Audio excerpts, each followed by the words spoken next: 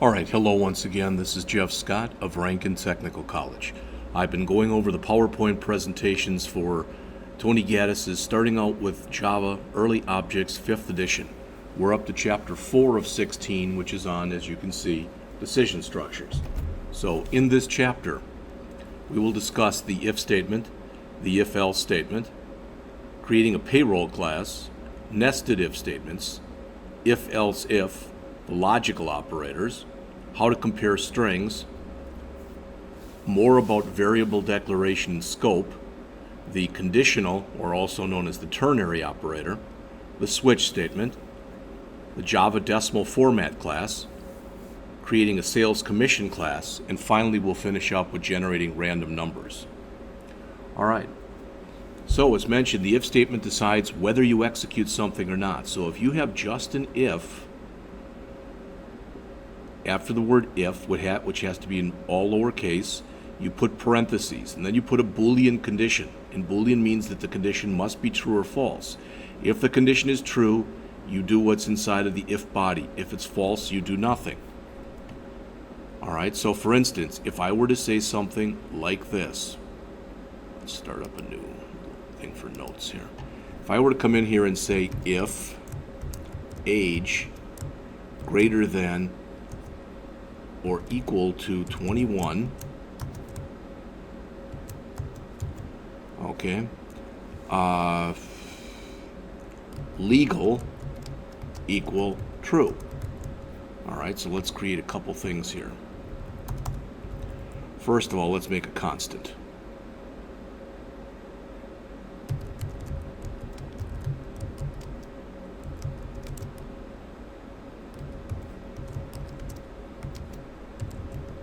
And then let's create a Boolean variable.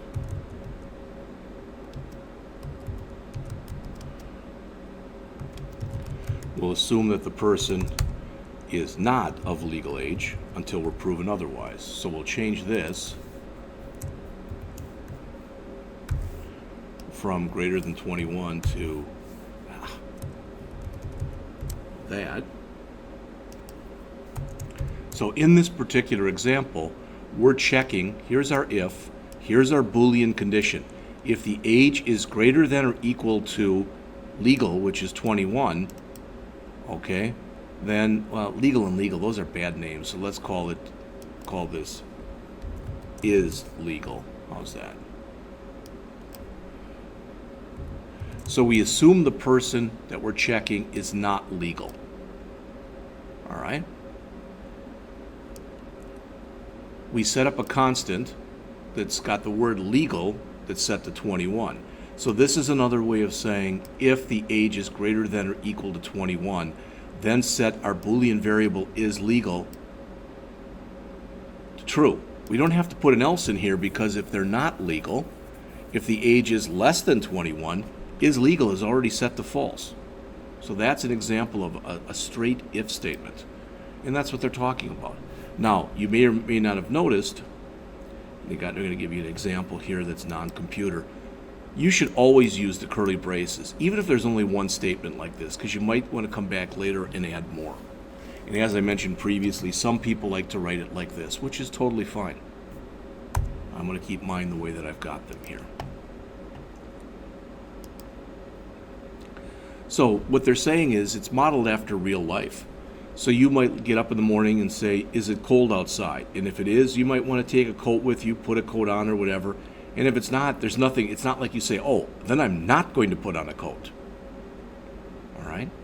So you can have, if it's winter time and it's cold outside, you might want to put on a coat, and you might want to put on a hat, and you might want to put on gloves. And if it's not cold outside, you don't want to do any of those. But if you're going to have only one statement, it's not mandatory that you have the curly braces. If you're going to do more than one statement, it is mandatory that you do the curly braces. But even here, I would put the curlies in anyway. So here's your relational operators. Here's the things that you test for. Greater than, less than, greater than or equal to, less than or equal to, and not equal to. And in particular, look at the bottom two. When you're testing for equality here, you must use a double equal sign because we already talked about this earlier. Single equals means assignment. All right? And for inequality, it's an exclamation point equal sign. Sometimes that's called bat for ball bat equal, or bat or ball bat, or bang equal. All right, here's some examples. But a Boolean expression is anything that results in true or false. There is no gray area to the computer. It either is greater than y or it's not. It either is less than y or it's not, etc. for all these. And here's some examples. But if we look at what we had here in our example, what if we wanted to check if the person just was 21? Then we'd have to say equal equal. If we change it to this, that's always true, because all that says is assign 21 to age, regardless of what the age is. And you can do that. It's legal. But what we want to do is greater than or equal to in the example that we're working on here. So again, here are some examples. Greater than, equality, inequality. Notice with the inequality one, we put 2. All right, we put 3 lines of code. Since we have 3 lines, we must put the curly braces in. Again, I strongly recommend you put them in always. Just get into that habit. An if statement can span more than one line. You virtually never see it written like this. It's always written like this. Really makes clear exactly what goes with what. The condition to execute should be on the line following the if, or 2 lines after if you've got a curly brace on the next line by itself. All right. You should indent. It doesn't make the program run any better. It makes it look better. It makes it easier to figure out what's what. If there are not curly braces, the if ends after just one statement, regardless of how many are there. Again, if you want to execute multiple statements, you must put curly braces in. And again, it's not mandatory that you do this indentation, but it sure makes it easier to read. All right? If you do this, if you put if followed by your Boolean expression and you have 3 statements in a row, all right? If the if is true, you do statement 1, then you do 2 and 3. If the if is false, you skip statement 1, but you still do 2 and 3. Since they're not in curly braces, as far as the system is concerned, they're not part of the if condition. Now, sometimes when you do this, and I've already shown you this, I created a flag. A flag's a Boolean variable, and my flag, the one that I showed you, was something that was called is legal. A lot of times they start with is or has or whatever. All right, but they don't have to. In the example they show here,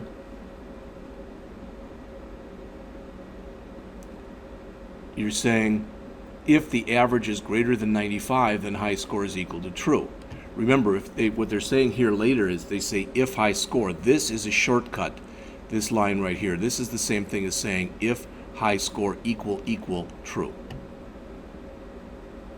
All right. You can compare not just numbers, but you can compare characters using these relational operators. Characters are stored in Java in what's called a Unicode character format. All right, if you remember back in the days of when we were doing the HTML stuff, we would set a meta tag for UTF-8. And again, I think that's Universal Transformation Format or something like that, an 8-bit format. That's Unicode. Characters are ordinal, which means that B is greater than A and C is greater than B, etc. So you can compare characters to one another just like you compare numbers. One thing to mention that the author has not mentioned there, but it'll probably be mentioned later in the book, the lowercase characters actually have a higher value than the uppercase. So if I compared uppercase Z with lowercase a is greater.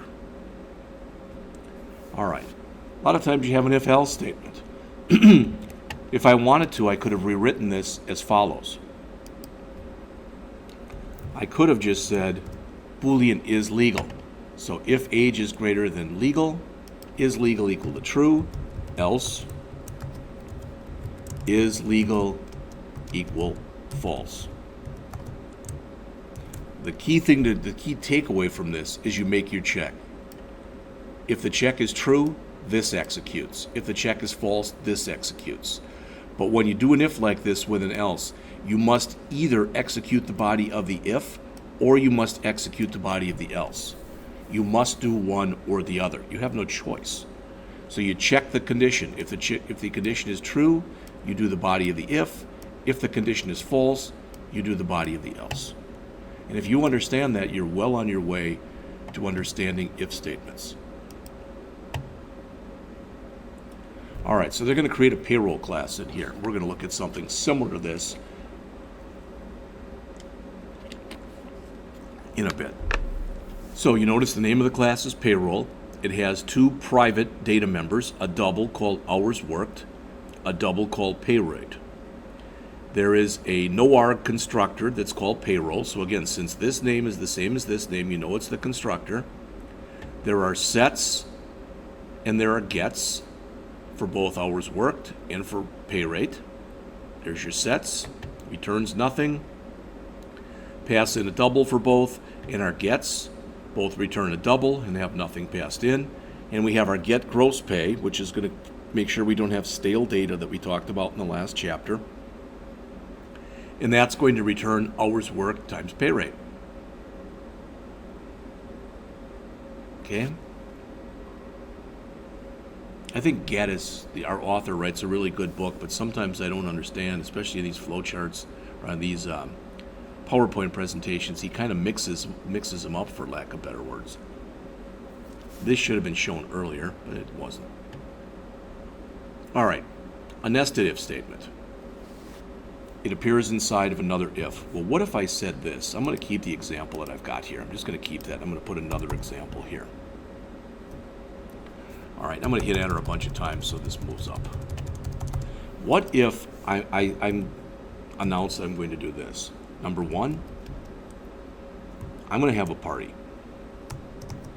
I am going to have a party. This is a comment. A party. You can come if, number one, you are greater than or equal to 21 years of age. All right, so that's the first prereq. And the second one is you are an IT student. Okay? So both of those conditions must be true. So how can I check for that? Well, one thing I can do here is I can come in here and bring in the same code we just had before. All right, but I'm going to change it around a little. So here's our first condition. You are greater than or equal to 21 years of age. Okay? But now instead of saying is legal, all right, I'm not even going to worry about is legal right here. So I'm going to remove this. But what I'm going to say is if you're greater than or equal to 21, then I have to check and say if program equal IT.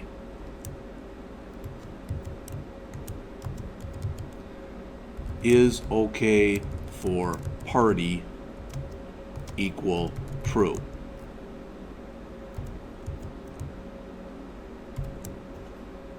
All right. And in this case, so I'm going to create one more Boolean variable here. So I'll call Boolean is okay for party. We'll set that equal to false. In fact, let's not set it. Let's just do it like this. And we'll have a string variable called program, and we'll set that equal to what's called the empty string. In other words, it'll be empty. Okay? Well, if it's set to IT, and if we have an integer that's called age, and if age, so let's say the person is 24 years old, and, so the person is 24 years old, and their program is IT. Well, this is called a nested if, because if that if is true, then you check this if. If that if is false, you never go into the body. So you check this else. All right? So I could put in here, this is a little bit of overkill, but just to try to explain to you exactly what's going on here.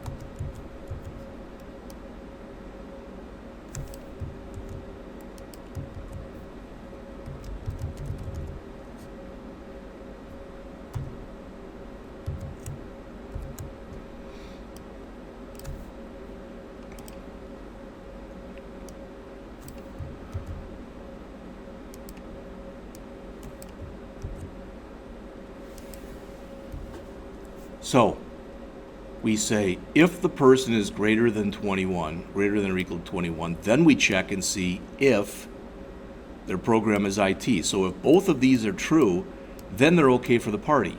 If just the first one is true, all right, if just the first one is true and the second one is false, they're not okay for the party.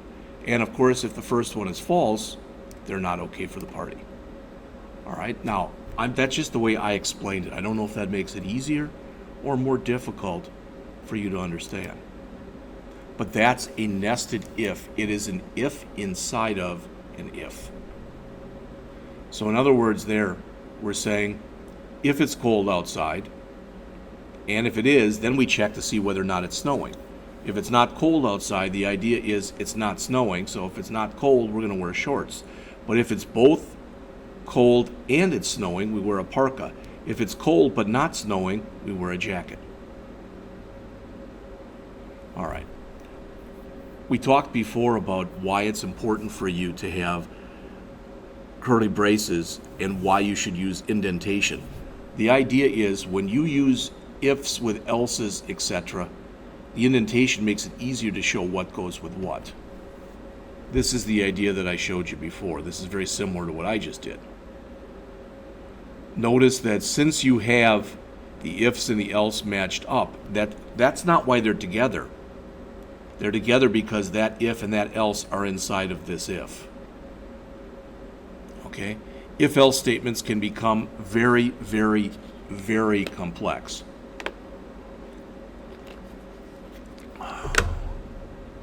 So they give an example here. If it's very cold, wear a heavy coat. If it's chilly, wear a light jacket. If it's windy, wear a windbreaker.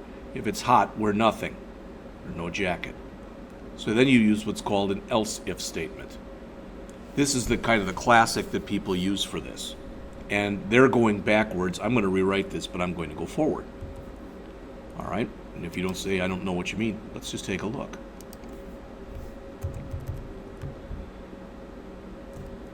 So let's put a thing in here. We'll call this int grade, and we're going to set it equal to 78.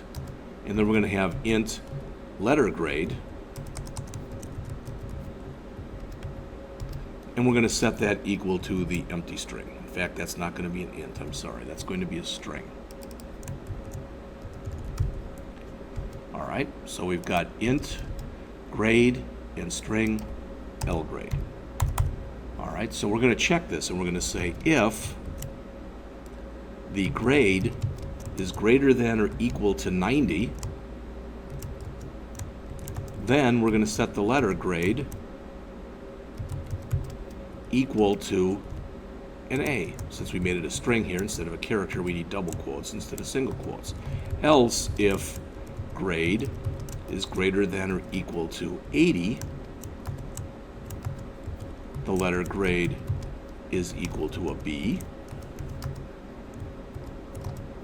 Else, if the grade is greater than or equal to 70,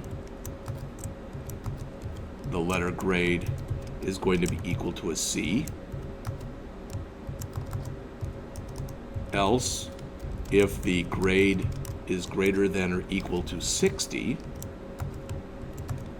the letter grade is equal to a D. Otherwise, you failed.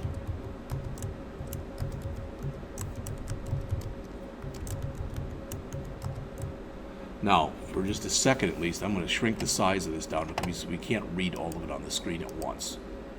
So let's knock this down to about 22. Does that help? Yeah. All right. So we're saying that the grade is a 78, but there is no letter grade. Well, is 78 greater than or equal to 90? No, it's not, so we skip this. Is 78 greater than or equal to 80? No, it's not, so we skip this. Is 78 greater than or equal to 70? Yes, it is. So we set L grade equal to C, and we skip all these. If we did it again, and we said the person got an 88, 88 is not greater than or equal to 90, so we skip this. 88 is greater than or equal to 80, so we set the letter grade, and we skip all these.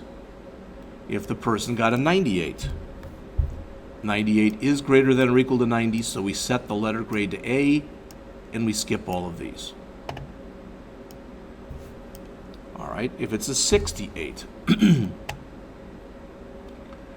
all right, 68 is not greater than or equal to 90, it's not greater than or equal to 80, it's not greater than or equal to 70, it is greater than or equal to 60, so we set the letter grade to a D. Finally, if it's a 58, it's not greater than or equal to 90, it's not greater than or equal to 80, it's not greater than or equal to 70, it's not greater than or equal to 60, so the letter grade is in F. Now they do the same thing in the book here, but they go backwards. They start with 60, etc. Either way will work. There's no advantage of using one as opposed to the other. The only reason, two reasons that I showed the way that I did. One is to show you that you could do it in another way, and the second is, to me, that makes more sense. Okay? All right.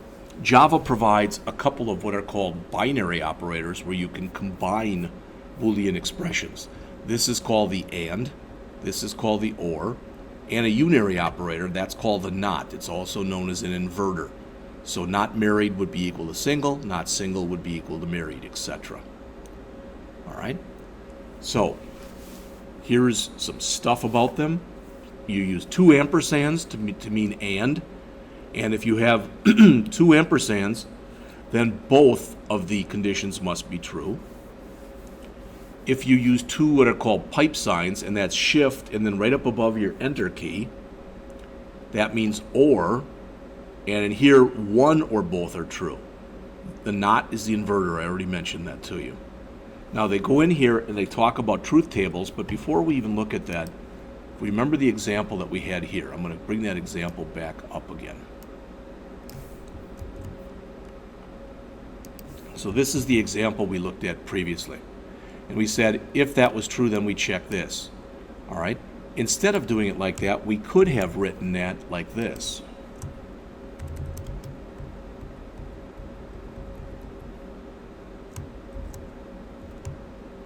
Now we have only one condition. And again, if that's true, OK for party is true. We don't need this anymore. Otherwise, OK for party is false. It's not mandatory that you use two sets of parentheses here. You should have at least, and I think you need at least one because it's an if around the whole thing. I'd like to, if anything, over parenthesize. So that means if this is true and this is true. So if they're both true, you can go to the party. Otherwise, you can't go to the party. Well, let's suppose that I've done all that, and it's a week before the party, and so far there's only a couple people coming. Well, if I wanted to, I could change this from an and to an or. And that would mean if either you're greater than or equal to 21, or you're in the IT program, or both, you can come to the party. All right? Otherwise, you can't. So in here, the only way you can come to the party is if you're 21 or older and in the IT program. Both conditions must be true because it's an and. In here, only one condition must be true. So as long as you're over 21, doesn't matter the program you're in, or as long as you're in IT and it doesn't matter your age. So if either one of those is true, or if both are true, you can go to the party. Otherwise, you cannot. So this is called a truth table. All right. And this means that if you're checking two expressions with an and, if either one is false or if they're both false, the whole thing is false. It's only true if both expressions are true. On the other hand, with an or, it's only false when both expressions are false. If either one is true, or if they're both true, the whole thing is true. The not, again, being an inverter, it just changes. Not true is false, not false is true. All right, what Java uses, and it's a lot of other programming languages use this also, is it uses what's called short circuiting. So in other words, when you've got an and or an or, let's start with the and. If this one is false, so if the person is not, let's say they're 14 instead of 24. Okay, Java is smart enough to say, well, this is an and since that's false, it doesn't matter if that's true or not. Because since that is false, there's no sense in checking the other one because it's going to be false anyway. That's short circuiting.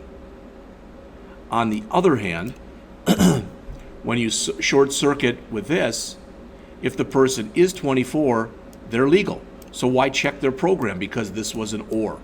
So when you use short circuiting like this, the idea is if there's more than one condition and it's an and, as soon as it finds something false, it stops. If it's a logical or and there's more than one condition, as soon as it finds something true, it stops. So you should always put, if you're going to try to short circuit like this, you should always put the thing that's more likely to be true or more likely to be false at the beginning. And this is only showing you checking two things. We could check as many things as we wanted to or needed to check. All right? There is an order of precedence in this. So the order of precedence, just so you know, is you do nots, then you do ands, and then you do ors. So in other words, you do nots, and then you do ands, and then you do ors. So if you have a really complex condition, all right, where if you wrote something like this, this would be stupid, but if you did something like this, okay, that would be a comment, and that would be a comment. Let's tab. But if you did something like this, if A greater than, or if X greater than Y,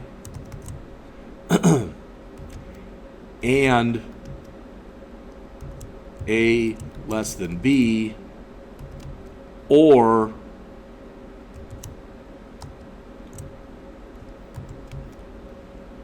C is greater than D. I'm just making all this stuff up. It doesn't matter what it is.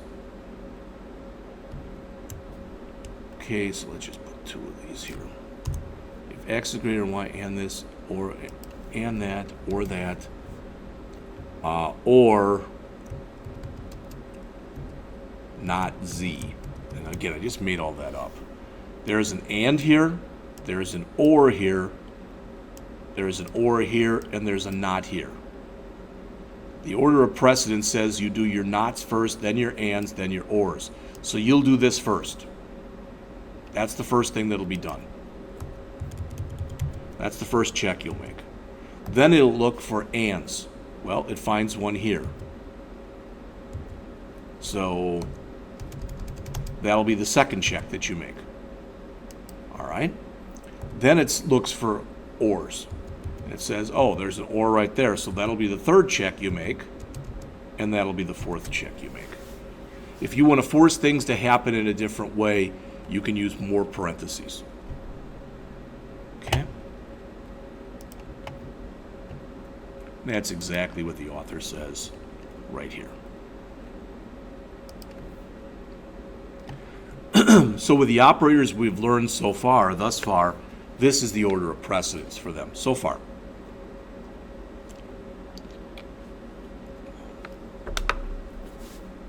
The order of precedence, the highest precedent is the not operator, then multiplication, division, or modulo, then addition and subtraction, then our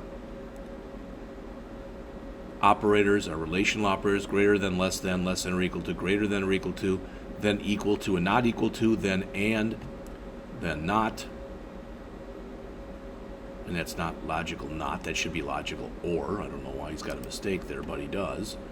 That, again, that should say logical or. Don't know why it said what it did, but it did. All right, then the assignment operators. Now, number 0 in here that's not shown is parentheses. That's at the top. All right, most of the time in Java, you cannot compare string objects. So what I want you to understand from that is this.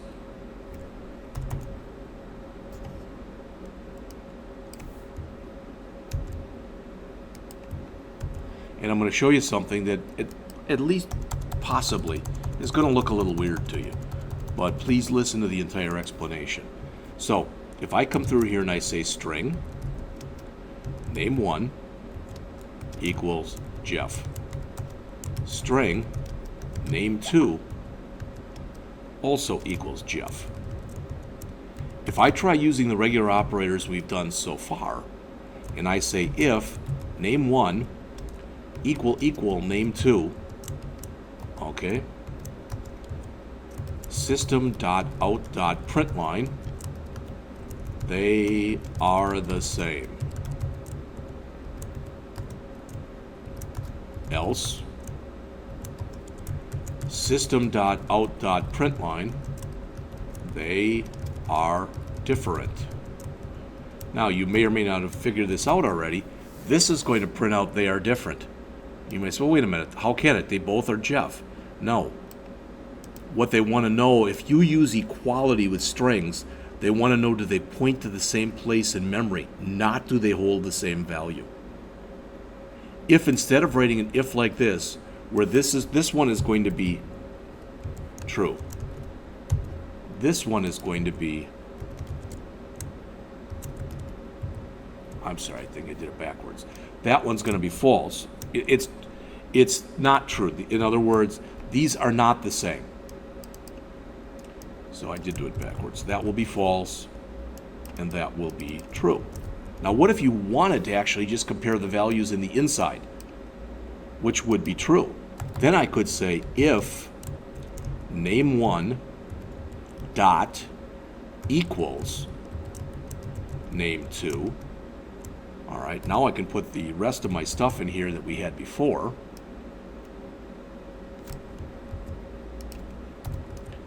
Now, by using that equals, now this will be true, and this will be false. So if I use equal with strings, what they're saying is, are both variables pointing to the same string? Not the contents, but are they pointing to the same string? If I use the dot equals operator, then it's saying, are their contents the same? Okay, so it's the first variable dot equals, then in parens, the second variable. A little strange the way it looks, but that is how it works. All right.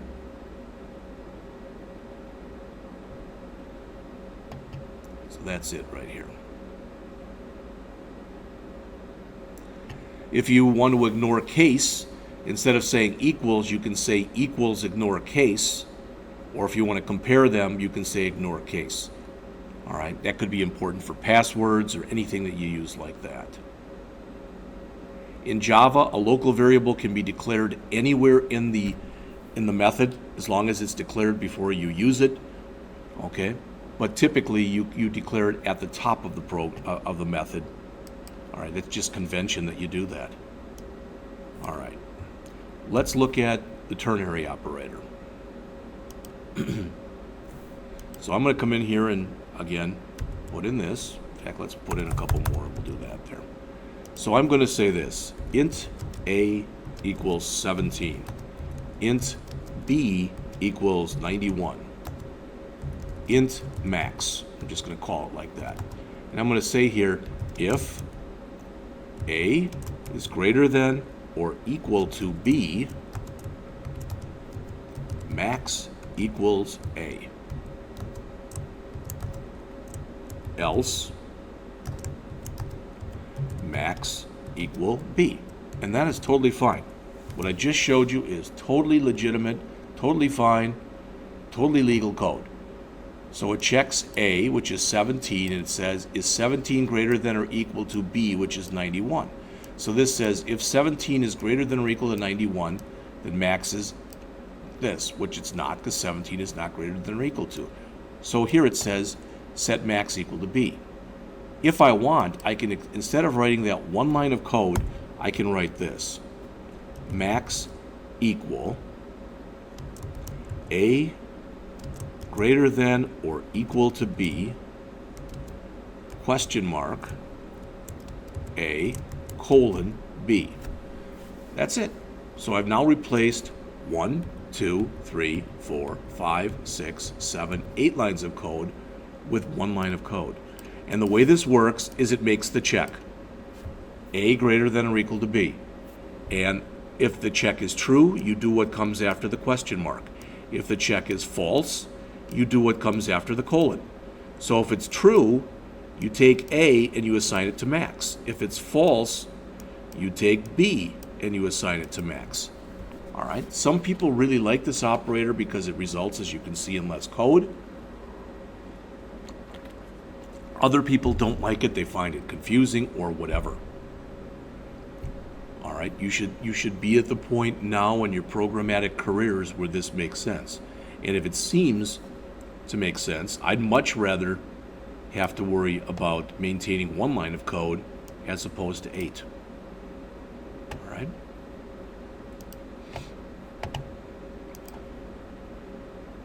So there's their example, but it's very similar to the one that I showed you. All right. What if I did something like this? And again, I'm going to write some code in here which is totally legal. All right. So let me put in one more thing in case I need a little bit more here. All right. So I'm going to put in here string size equals medium. All right, and I'm going to say here if size equal small system.out.println, you must be on the small side. All right, else if size equal, remember we can't do it like that. That should be dot equals. Dot equals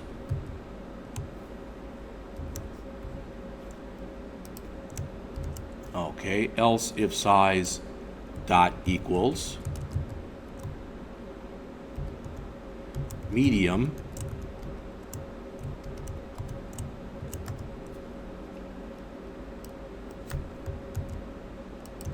system.out.println, you must be, let's just say here, average size.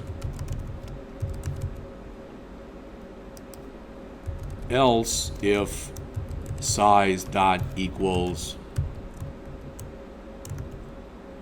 large, we'll just do a system.out.println.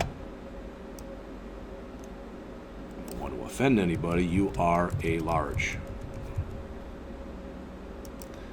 And then else if size dot equals extra large,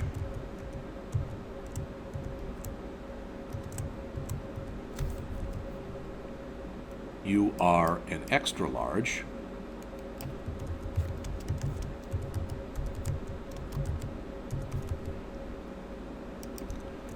Otherwise, and you never need to, if you've got an if with a bunch of else ifs, you don't ever need a final else, but you usually put one in.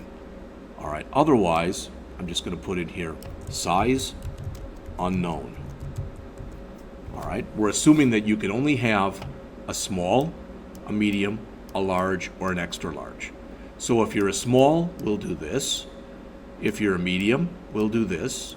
If you're a large, we'll do this. If you're an extra large, we'll do this. if you're not a small, and you're not a medium, and you're not a large, and you're not an extra large, we'll do this. Totally fine code. Far as I can tell looking at it, would need another paren there. All right. But that should be totally legit code. Okay, well, what if I don't want to do it like that? Question is, do I have to? Well, as always, in this language, as in most programming languages, there's always more than one way to do something. So I could come in here, and instead of writing it like this, I can write this. Switch size. Curly brace.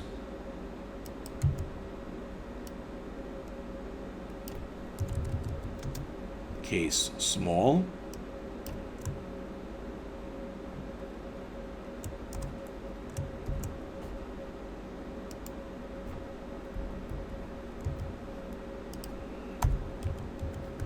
Break.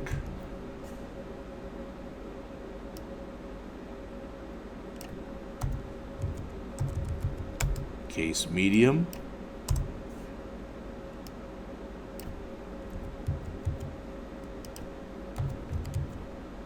Break.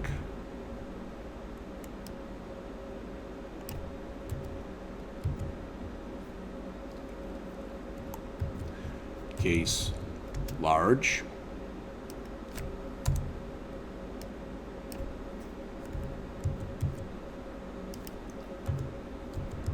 Break.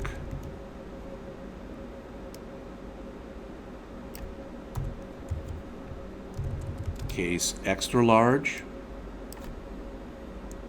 Oops, these all need a colon after them.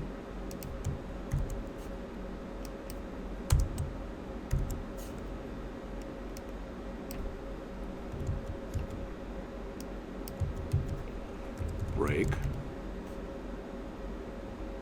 And finally, default.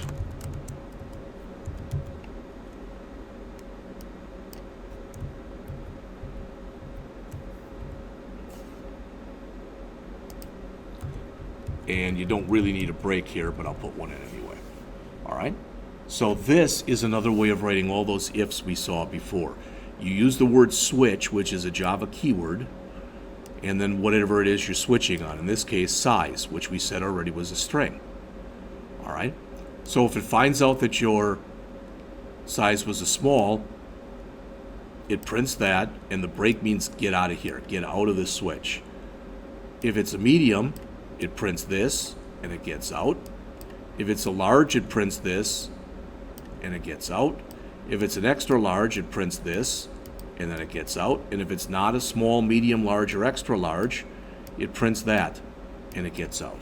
So the switch is another way that you can write a series of if statements. Depending on what you're writing, how you're writing it, some people find that this is a little easier to work with. It's a little bit easier to digest, so to speak.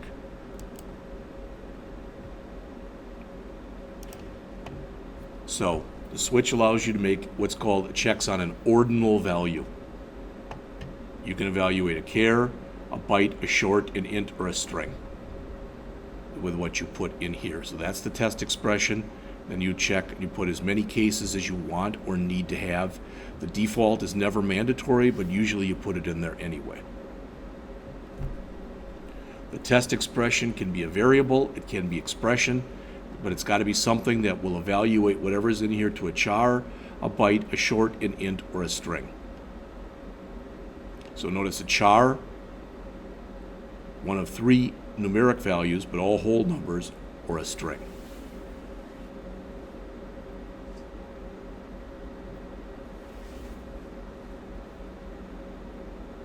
Each thing that comes in here must be unique. So in other words, just looking at the examples, I couldn't have had small in here twice, or I'd get an error.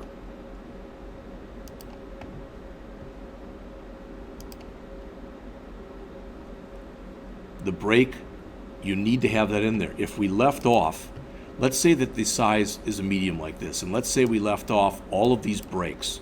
Let's just pretend they weren't there. I'm not going to remove them. But it would find this, and it would print out you must be average size. Since there's no break, Even though that it says case, it would still drop through. If it was a medium, it would print out you must be average size, you are a large, you are an extra large, and size unknown. It would print all of them. All right? Because it's called a fall through. Now, what if I wanted to do the same thing? Let's also add extra small here. So if we said this, case X, since we have an extra large, let's have an extra small. This says now if the size is an extra small, or if the size is a small, we'll print that out. So we can have multiple things that we check for here, and that's how you do it.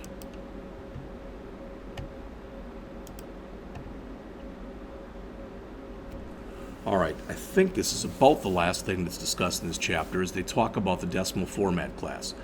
What this means is this is another way. We looked at the printf statement in the last chapter, but another way that you can possibly check to see whether or not you want to format something in a certain way is to use this decimal format class. If you want to use it, you've got to import into your program at the top, import java.text.decimal format. All right, and there are examples that are in the book, but the idea is it allows you to do some formatting. I guess there is one more thing that's discussed in here, in this chapter, and that is a sales commission class. By now, you should be able to read this UML diagram. There's the name of the class. Here are our instance variables. They're all private. Sales, which is a double, rate, which is a double, commission, which is a double, advance, which is a double, and pay, which is a double. Here is our one and only, in this case, constructor. It's public, and it accepts a double that in the routine will be referred to as S, and it accepts another double, which is referred to as A, and the S is probably for sales, and the A is probably for advance. There is a set rate and a get rate, a get pay, a get commission, but notice there's not a lot of sets in here. There's only a set rate. If you have something that has a set but not a get, it's read only. If you have something if you have something with a get and no set, it's read only. If you have a set with no get, it's write only. Again, this should make more sense once you start looking at them in more and more detail. All right. Now, last thing that's discussed in the chapter, it must be because we're really close to the end. No, it's not the last. But so far we've been putting everything in main. If you write a really large program, main gets unwieldy. So you typically take a program with long methods and break them up into smaller methods. If each of these methods does one thing, they're typically known as helper or utility methods. Ideally, when you write code, each method should perform one well-defined task. Private methods, because everything we've looked at with methods so far has been public, private methods are available only to other methods within the class. I've given this example before, and it's not the greatest of examples, but let's say that I've got two students, John and Bill. And I'm working in class one day, and I want a soda. I don't drink soda, but I want a soda. And so I say to John, "Hey John, I'm really busy right now. Would you do me a favor and get me a soda?" And John owes me a favor, so he said, "Yeah, I'll do that for you, Jeff." And John's about to get the soda, but he realizes that, what is it, Bill or Jim? I don't remember what it is. Let's say it's Bill. Bill owes him a favor, so John says to Bill, "Hey, get me this soda. Get me a soda and bring it back here." So Bill gets the soda for John. John gives the soda to me. As long as I don't know, and I probably don't care that Bill got the soda and not John, Bill getting the soda would be a helper method. Okay. Sales commission in this example is this is an example of a whole class that's a utility class. So its sole job is to help provide a sales commission. The program that would utilize it would be the main program or the driver. All right, and the last thing, the last two things that are in here. Sometimes when you're writing programs, you need to work with random numbers. You might be doing something with a game or anything that requires a sense of randomness. Maybe you're trying to figure out how to play the lottery or whatever. The Java Application Program Interface, or API, has a class called random that you can use for this. If you want to use random, you must import java.util.random, and then you create a new random object. In this case, it's called random numbers. And you can make random numbers that are doubles, that are floats, that are integers. The one you're going to use most often is this last one, the next int with a number in there.